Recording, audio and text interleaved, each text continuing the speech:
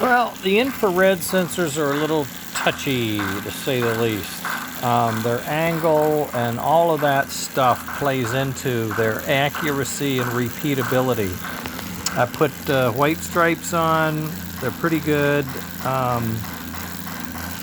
You can hear the puffing. You can see the fan is bumping around.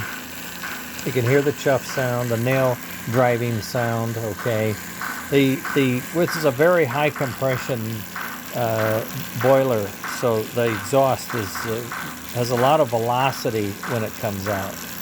So it sounds like a nail being hit by a hammer on the exhaust. Any case, there it is.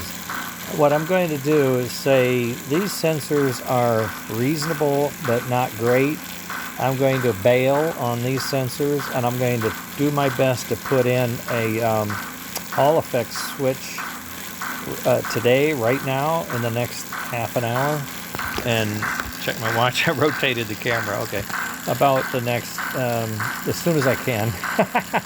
and just do a test to see if it's repeatable signal and if it's a little more accurate in sensing and what it does at the high speed, how well that reacts. Because these guys, I had them up to about 15.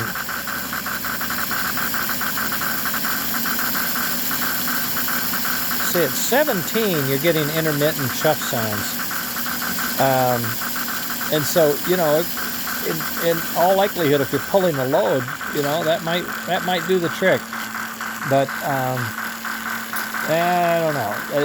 They don't seem to be as reliable as I would like, and the packaging is awful. How the hell am I going to package those two things? So let's see what I can come up with the Hall effects, and we'll go from there. Okay, later, gang.